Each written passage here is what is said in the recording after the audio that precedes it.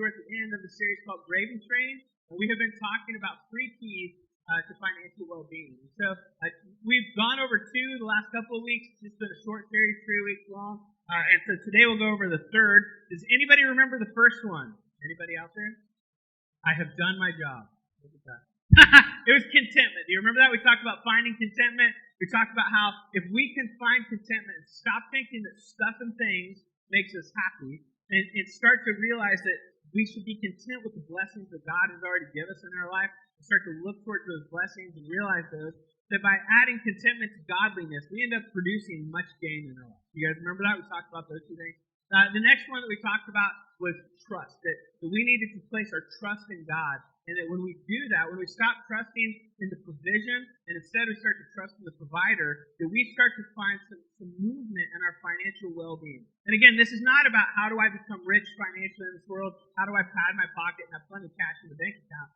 This is how do I find well-being in my finances. Whether you're somebody who makes a lot of money or you're somebody who is on the other end of the scale and you struggle month to month, there are some key principles that if we put those in place in our life, it will change the way we view money. It'll change the way we view our world, our life, our time, everything. It will impact everything, and it will give you a sense of well-being because you're living your life the way God intends us to live our life. Does that make sense? So today we're gonna finish up with the 3rd one, and we're gonna look into that. And I'm hoping that this one is just as good as the others for you. And then we'll wrap it up and go eat some leftover turkey. Everybody good with that? Can I get an amen? Yeah. All right. Nobody ate turkey this morning yet, did you? I mean, you'll be tired. All right, here we go. Yeah, thanks. If you guys will bow, I want to pray for the message, and then we'll jump into it. Father, it is such a privilege and honor to be able to preach the word and to come up here and to share and to just speak what you've been speaking in my life. I pray that it would be powerful for people. I pray for those who, again, are hurting. And I know sometimes the holidays too much not being things that are so full of hope and joy, but sometimes people are hurting. So I just pray for people who have experienced the gospel, passion, whatever it is. I pray that there be some nugget inside of what I say, inside of the scripture that leads them back to you. Just a sense that you're watching us.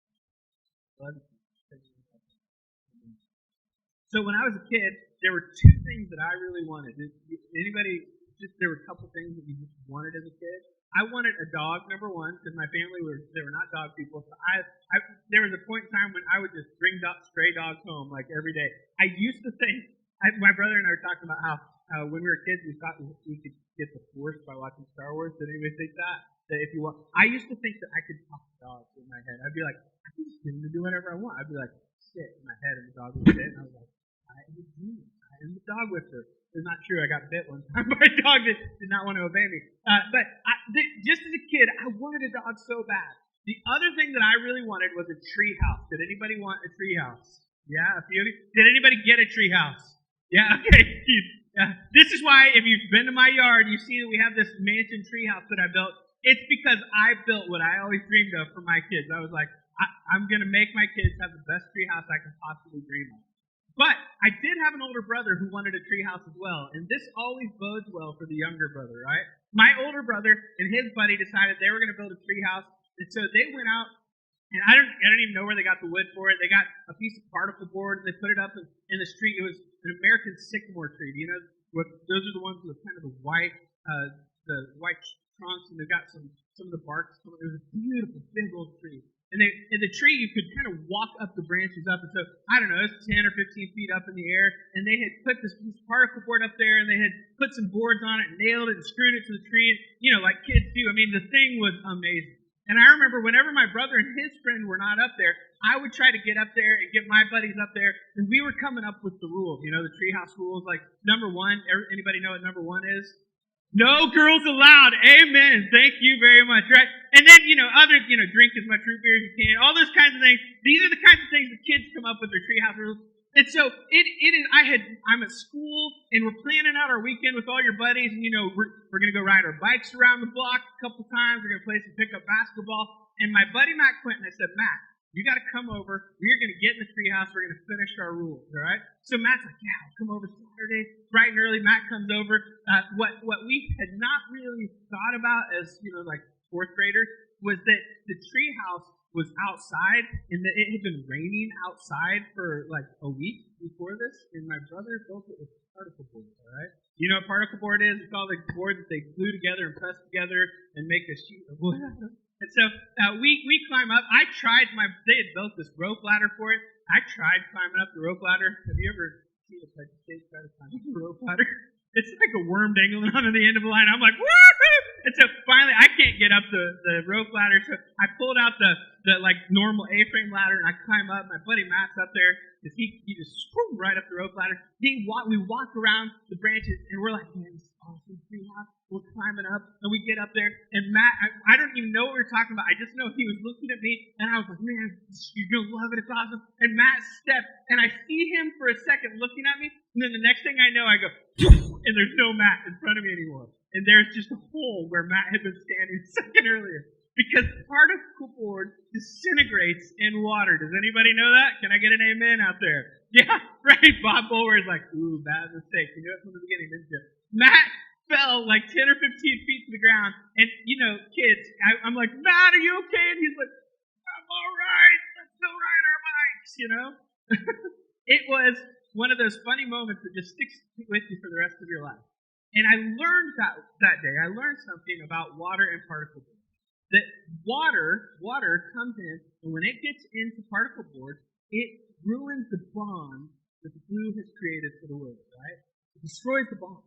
And what you end up getting is not a piece of wood that's strong and has a good foundation to it. You end up getting a piece of mush that a third grade, fourth grade boy will fall right through it, and it'll be kind of funny, and you'll tell all your friends later, right? This is what happens. I was thinking about Thanksgiving as I was preparing for the sermon. I was thinking about our relationships in our life. I was thinking about our finance, all this stuff, all the things that come with the holidays. And I was thinking about how there is a thing in each and every one of our lives that is as corrosive to our relationships, as corrosive to our life as rain and water is to particles. There is something that is in your life right now that comes in, and if you allow it to take root, to take seed in your life, it is corrosive. It will destroy the bonds that hold you together. It will destroy the bonds of your family. It will destroy the bonds with your relationship with your husband, his wife, with boyfriend, girlfriend. It will destroy every relationship that you hold in value in your life. I call it self-absorption. You may have heard it called self-centeredness, selfishness, right? This is the thing that when you talk about it, as a parent, I have never once had to teach my child to be selfish. Does anybody else have to teach them that? Where you're like, no, you need to hoard your toys a little more, right? You never had to teach your kids that. You know what you do have to teach your kids? You have to teach your kids to share, right? You never have to teach them selfish. You never have to teach them self-absorption. I would say that probably most of you have even experienced this a little bit, if not this holiday season, in past holidays, where your family all got together, right? And you've got Nat King Cole going on the radio, and somebody's trimming the Christmas trees because it's Thanksgiving. You just pictured it being the perfect holiday, and then the two boys in the kitchen start going at it, right? Right? You've been there, right? And all of a sudden the holiday goes, and the air goes out. You've been there when there's the disagreement that happened years ago, and it starts to come up, and people start arguing. You've been there when somebody won't come to the holiday event because they're mad at so-and-so, and nobody can forgive, and nobody. This is kind of the underlying thing that everybody hides in their family, but everybody knows it happens in their family. Everybody knows that at holiday time, there's this incredible stress upon us. And that what happens is you and I begin to see our selfish tendencies come out. This morning, I want to look at what I consider to be an antidote to the selfish absorption that our society, our culture, that people in general have. And I want to look at this antidote. It comes from Scripture, and I believe that it is the third key to financial well-being. All right? So if you guys want to open your Scriptures to James chapter 4, we'll get there. Just a moment, you can take that off a second. I want to... James chapter 4 is where we're going to start. James is actually the brother of Jesus, if you don't know this. He is Jesus' little brother. And James, could you imagine that being your title? Jesus' little brother. I have an older brother. He's here today. If you see dark-haired version of me that sounds a lot like me, that's probably me. So, or no, that's my brother. It's not me. But James, I was his little brother, and I remember growing up thinking I was not as good at stuff. I didn't realize I was 4 years younger, and you're never as good 4 years younger. But could you imagine being Jesus' little brother? Could you imagine being at the family gatherings and having Jesus be the one who's always doing everything right, and you're the one who can't ever get anything right? But there are some things that James picked up from Jesus, I think. James is very straightforward. If you are new to Christianity, I would even suggest reading the book of James because he's very practical. He gets right in. He talks about how you use your words in life, how you're going to use your language and the way you're going to talk. He talks about how do you handle struggles and trials that you go through. James talks about how do you handle your religion and how does your faith play out in your hands, right? So how does the thing that you believe translate into your hands? James is a very practical book, and what I love about James is that he goes straight to the heart of the matter. And I believe that he picked this up from living with Jesus for all the years that he lived. Because Jesus always goes straight to the heart of the matter. Listen to this. This comes from James chapter 4, 1 through 3. He says this. James says, "What causes fights and quarrels among you?" Now I want to stop there for a moment because you may be thinking, well, fights and quarrels, I don't know what the church is like that James is talking to, but we don't have a lot of fights here. I don't fight with my family very much. There isn't a lot of quarreling that goes on. But I would like you to just for a moment, just Bill, you're laughing. Is there a little quarreling? Not very much. Right? The reality is, if I were to ask you to really think about it for a moment, how long you and your friends go without ever having any kind of quarrel or fight? How long your family goes without there being some kind of disagreement that comes up? How long you go without having an argument with your parents? How long you go without at work without everybody getting all upset about the pay scale or how what they're doing with your hours and your work schedule? How long do you go before you get upset with a customer? How long do you go before there's a fight or a quarrel? James is about to pinpoint this issue in our life, and he is going to highlight it. And my bet is that none of us go a week, maybe even days, without there being some, maybe even minutes or hours, without there being some kind of quarrel or fight in our life. James is going to pinpoint it. He says that, don't they come from the desire to battle within you? Where do the fights and quarrels come from? They come from the desires to battle within you. The Greek word for desires, you guys know this, I don't typically pull up Greek words, because most of the time the people who interpreted the New Testament did a fantastic job with it. And they don't need me, who doesn't study Greek every day, to come in and give you some words. But I did take some study tools, which you could go and get yourself, and I did look up this word desires this week. And the word that they use is called hedone. All right, everybody say hedone. Oh, you're like Greek scholars out there, all right? It's so good. Hedone is the Greek word that is the root for the word hedonism. Have you ever heard of hedonism? You live in a hedonistic culture right now. Hedonism, the idea of hedonism is I do what makes me feel good. Have you ever heard that concept? This is hedonism. This is what the generations of kids that we're raising right now are coming up inside of. Is a world where you do what makes you feel good. This is the idea of hedonism. And what James is saying is he is saying what causes fights and quarrels among you, it is they come from the desires. They come from the hedone. They come from this desire to do whatever makes you feel good, and they battle within you. Now, I want you to notice the language. Preachers are what's the word? They're real specific about the language they use. Yeah, I didn't know the language I was going to use. Preachers are real specific about the language they use. And James is he's going to use some words like battle, he's going to use kill, he's going to use words like that evoke a sense of war inside of him. Does this make sense? So I want you to pay attention to that. This is what he says. They come from the desires, the hedone, that battle within you. This desire for you to get whatever you want, to make me happy, this is where all of the fights and quarrels around you come from. Now I want you to look and think about this. I talked about the treehouse and it breaking apart and part of the board's falling. I want you to start to think about this and get this in your head. That the very thing that you and I care about most, the thing that makes us happiest in this life, is relationship. Would you agree with that? How many of you, the first time you met your spouse, and your pinky's touched, and you're right? I mean, tell me that's not the thing that just made you go, this relationships, and it's funny, we don't, that's not how we live our life externally. How many of you are spending way too much at Christmas? Nobody wants to raise their hand. It's all right if you are. I don't know if it's all right, but there may be some, hedone in there. But we spend way too much as Americans at Christmas. Do you know why? Because we want to try to make people happy. But do you know what actually makes people happy? Relationships. The value of a present, the value of a gift is lost sometimes within minutes, isn't it? We talked a few weeks ago. Remember this? How many of you remember what you got for Christmas last year? Has anybody figured it out yet? Anybody? Yes, you have, Juliet. Good, all right. You don't remember because the present didn't really make you happy. It may have given you a moment of satisfaction. It may have given you a little bit of joy.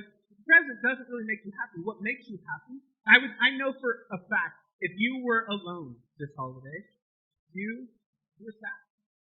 You went through some suffering internally. Because you know how God created us? He created us for relationship. This is the thing that brings joy to our life. Here's what's interesting. We are all wired towards self-absorption. And what James is saying to us is that our wiring, these desires that are inside of us, create a battle within, because what they are doing is at its very core, your self-centeredness, it destroys your relationship with other people. What causes fights and quarrels among you? Don't they come from your desire to battle within you? Do you get this? The very thing that we all focus on, making ourselves happy, is the very thing that destroys the actual thing that will make us happy. Relationship. It ruins the glue. It ruins the bond. Do you get how important what James is about to say is? What he is going to say is going to unlock for us not just financial well-being, but this is why I focused on the word well-being, because getting our finance, getting some of the way that we think about stuff and things will impact the rest of our life. Does this make sense? This is what he said. You desire what you do not have. So you choose. Now James is not, to go back to the last slide, we'll come back to this in a second. James is not saying that you desire to have, and so you feel like you go out and you're like, oh, I want a new iPod and I can't get it. Right? This is not what James is saying, all right? What he's saying is that we take this posture. Again, remember, he's using wartime language. When we desire and we can't have, we begin to take the posture of taking things from other people. We begin to get violent in the way we handle it. Yeah? Have you seen this at work when somebody gets promoted ahead of somebody who should have been promoted? Have you ever seen that? When somebody starts to kill that person with their gossip and with their words and with their look? Some of you have this look. Does some of you have the look where you give it to somebody and you can just destroy them like that? You know you have it, don't you? You know you have it. We desire that you desire, but you do not have to. You start to take things apart. You start to destroy things. Can you see how corrosive this self-absorption is to relationships? You covet, but you cannot get what you want. Now, covet is a word that we never use in our society, right? How many of you last week said, "Thou covetest my car"? Anybody in here? No? All right, none of you said that. Covet just means that I want something that's mine, that's not mine, and I want it for me, and I want it now. Does that make sense to you? And so James, again, pinpointing. This is what I love about the scripture, is it is so spot on to human nature. He says, you covet, but you cannot get what you want. You want this stuff that's not yours. You look at that guy's wife and you think, why couldn't she have been my wife? Nope. Can't get it. Can't get it. You quarrel. You look at his car, oh, I wish I had something. Man, if I just had that in my garage, everything would be okay. You've thought those kinds of thoughts, right? I want that truck, right? I want the one big wheel thingies, and it's hard. I want mud, and the truck. Can I just get the truck? I want it. You covet. You desire. You want. You see the picture. James. Now listen to this. You do not have. This is where James starts.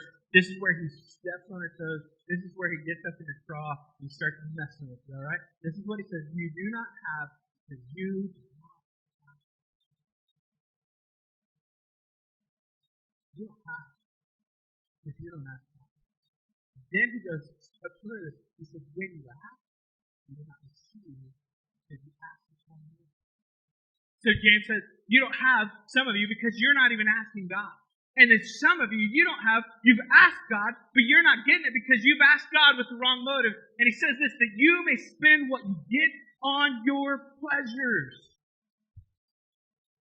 You don't ask God, some of you, so you're not getting it. Some of you ask God, but you're not getting it because you ask with wrong motives so that you may spend what you get on your pleasures. James is saying that there is something deeply wrong with our motives as humans, that our motive is all self-centered. We are seeking to please ourselves. And James is pointing to the fact that there is a different person, different set of rules, a different way of finding pleasure, and it is by focusing your energy on something completely different. Now, what I do want to say this is really kind of shocking. James does not say it's wrong to ask. He doesn't say it's wrong to ask for stuff and things. What he says is, the problem is that your motive behind asking for it is wrong. You're wanting it solely for yourself. You get that? Listen to this. This comes from, I think James is kind of echoing some words that Jesus said in Matthew chapter 6. This is what started to spark in my mind as I read this, thinking about pleasures. Jesus said this, but seek first his kingdom and his righteousness, and all these things will be given to you as well.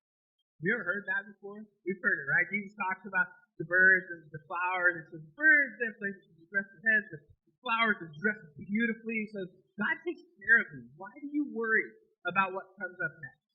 And he says, all you have to do is seek first his kingdom, God's kingdom, and his righteousness, and all these things will be added to you as well. And I think that what James and Jesus are trying to do, the prime directive is this. They are saying that seeking God's pleasure unlocks the work of God.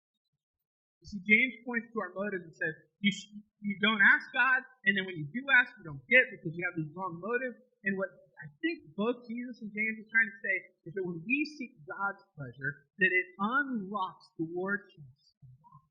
It begins to unlock the heavens for us. I'm going to read a passage later even where Jesus will talk about it like you're filling up your cup, and he'll say it's going to, God will just fill up your cup and he'll press it down and press it down and it's spilling out. It'll be so huge. This is what it made me think about, was that seeking God's pleasure unlocks the war chest. You see, if you could change your motives, then you would start to unlock the heavens. That's kind of what James is saying, right? He's saying you don't get because your motives are wrong, but if we change our motives, I think the inverse would be true, don't you? That if we can change our motives, that God is looking for people like that, and He's looking for people like that to bless. So here's the question. How do I seek God's pleasure in meaningful, practical ways, right? Because pastors will say stuff like, seeking God's pleasure unlocks the war chest of God. And you're like, ooh, that's nice, that's pretty. What in the world does that even mean, right? How does that play out? That sounds nice on Sunday, but what does that do for me on Monday? Yeah? Right? So here's what I want to look at real quickly is this is what I believe the third key to financial well-being is, all right? Third key to financial well-being is to embrace a lifestyle of generosity. It is to embrace a lifestyle of generosity. See, I think that's the key to us changing our motive. Our motive is so self-driven, okay? Isn't that the reason why when your hours get changed at work and everybody's up in a huff about it, everybody's so upset, everybody's fighting and arguing over it? It's because our motives are all we can think about is ourselves. Isn't that the reason why on Black Friday there are so many families that there's a wife out shopping and a husband at home, and there are phone calls going back and forth about how much to spend, and there is this blow-up fight happening in between these couples on Black Friday. And what is it about? It's all about this selfish desire inside of us to do what I want, what makes me happy. Right? This is the problem. And I think the antidote to this kind of lifestyle of self-absorption is to create and grab a hold of a lifestyle of generosity. It is the antidote because it's the antithesis of self-absorption. Generosity is the exact opposite. Me doing everything that I desire, everything that fulfills me, is the opposite of that is for me to be generous. To do everything that I can to fulfill your desire. This is what Jesus asked us to do, was that the last would become first and the first would become last. That if you want to be the greatest, you would start serving others. See, self-absorption is about feeding your desires. Generosity is about feeding the desires of others. Generosity requires you to take a posture of humility and service. Self-absorption takes a posture of silence. Did you hear that? Generosity requires you to take a posture of humility and service. It requires you to go last. Generosity requires you to give when you have nothing left to give. Generosity requires you to go beyond, to care about the other person. When you're in that conversation with your spouse, that you would give generously to them. That your motive would not be about self-protection, but about protecting them. Does this make sense to you? This is why Jesus was so fundamentally hated by the people in power, because everything that he said dug at the way they lived life. It undercut it. And it undercut their power, it undercut their popularity and their strength, and it put all of the focus on other people instead of them and themselves. Jesus called for people to have a lifestyle of generosity. Self-absorption takes a position of priority that puts itself above other people. This is the call ultimately of Christ. The call of the Christians is for us to take up our cross, right? For us to become the least, for us to become the last. To follow Jesus in that. Listen to this, Luke chapter 6, verse 38. Jesus said this, I alluded to it a second ago. To give and it will be given to you. A good measure, pressed down, shaken together, and running over, will be poured into your lap. So with the measure you use, this should be almost terrifying to you, but with the measure you use, it will be measured to you. God says, the way that you live your life with generosity, the way that He will be in your life. Now, here's the thing that I want to point out. I heard there's a pastor, a very famous pastor named Andy Stanley, who's really good at what he does. He's a fantastic communicator. I heard him preach a sermon one time where he was talking about this idea of generosity, and he was kind of comparing generosity to giving. And one of the things that he said to his people was, you guys are really good at giving. You're really good at giving. If there's a need that comes up, you immediately pull out your checkbook and you give to it. And he said, but you're not good at being generous. And I think I could just kind of hear the roll go over the crowd, right? Because he was kind of hitting them over the face. And what he said was, what he was kind of trying to get at was, you were good at like the one-time giving thing. You are not good at embracing, how I put it, a lifestyle of generosity. Are you generous with your time? I want you to think about it. If I were to come and sit down and talk with you, and I just listened, I engaged with you, my face was showing you, the body language, everything was saying, totally right, and dialed into me right. How many of you would want to spend time with me? How many, if the whole time, yeah, right. Wouldn't you? Wouldn't you want to spend time with the person who's dialed in, listening, everything they say is right on par with, they just are listening to everything they're saying, hanging on every word. You would want to spend time with them because the person is generous with their time. They're generous with their ear, right? How many of you would want to spend time with the person who is selfish and self-absorbed and all they can talk about is how great they are? Huh? Yeah, you see stuff I did. Awesome stuff. Right? How many of you would want to spend time again with that guy? You've been with that guy, right? You have that guy at work, and what do you do when you see him coming? You're like, hey, Randy, we'll see you. Have a great day, right? This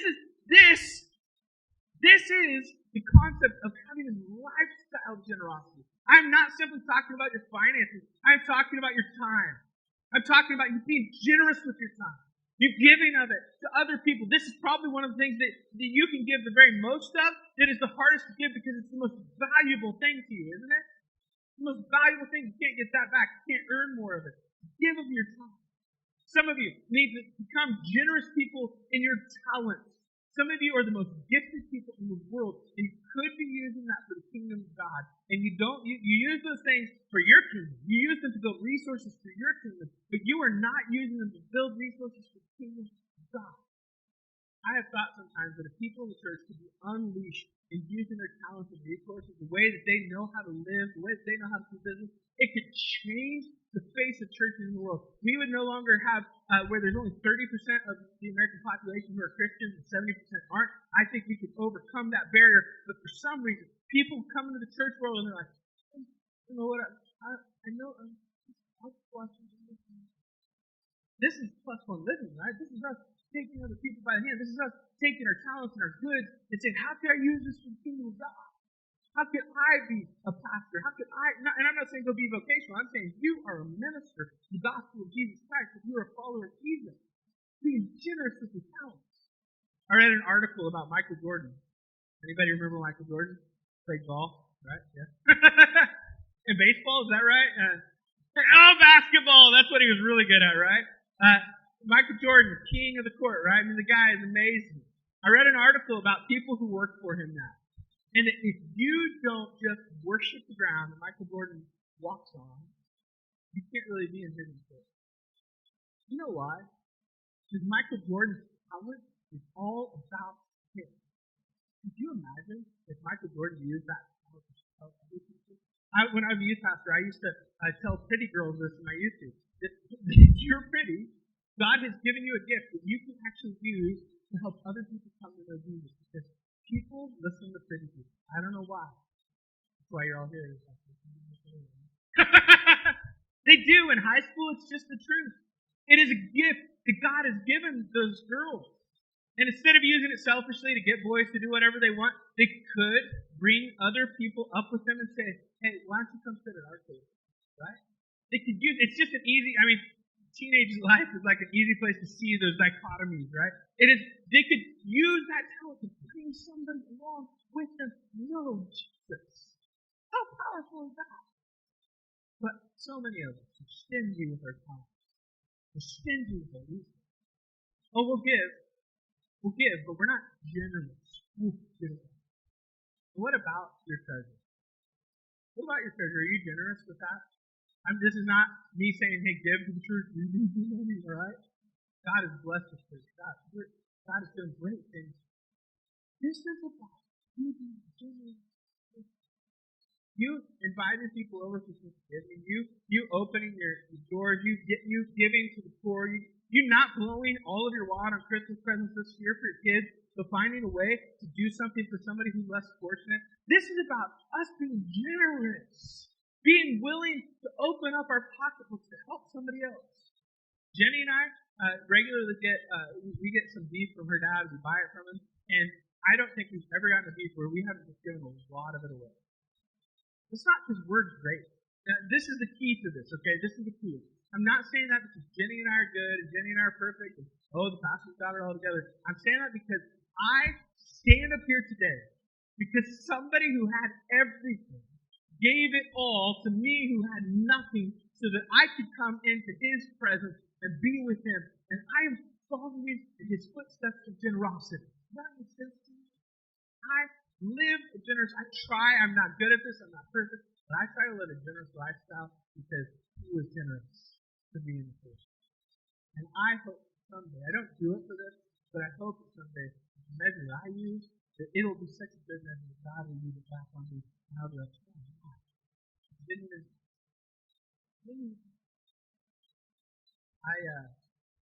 I was thinking about this idea of generosity and how much it can change in your life. It doesn't just change the financial landscape. Imagine what it would do to bond your relationships back together. If you were thinking about the other person before you thought about yourself, would that not change your relationship?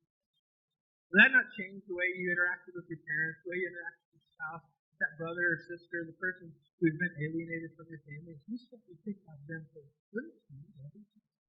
Just having posture of generosity. I was thinking about it, and I love my kids. My son Peter, he challenges me a lot. And Peter has been working at school all semester long to earn tickets. So that's cool. You can earn tickets by doing good things. All right. So Peter has been earning these tickets, and he has earned more tickets than any other kid in his class. Now this is a big deal because the kids in his class are crazy. All right. They're if you're in his class, I'm sorry, you're not crazy, but they just talk, and they're like kids that are full of life. And so it's hard. It's hard to not talk with them and not do that stuff and to do what the teacher asks. Peter's been working his tail off to be the kid who earns the tickets and does good, and he's just a good little boy.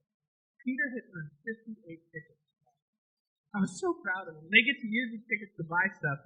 And so Peter has eyeballed this Ninja Turtle backpack. It's pretty sweet. It's like you put it on, and you look like a Ninja Turtle. It's green. It looks awesome. And so Peter had eyeballed it. He wanted it, and he had saved up all these tickets. And he went to school. He knew he was going to buy it. And Peter went, and I just picture him like pulling out, counting his 1, 2, 58 tickets, slapping them all down on the counter. I'll take the Ninja Turtle backpack, and they give him the backpack. Peter comes home, and Jenny says, hey, you got to go in the bedroom with Peter. I said, what? She said, he's hiding something in there.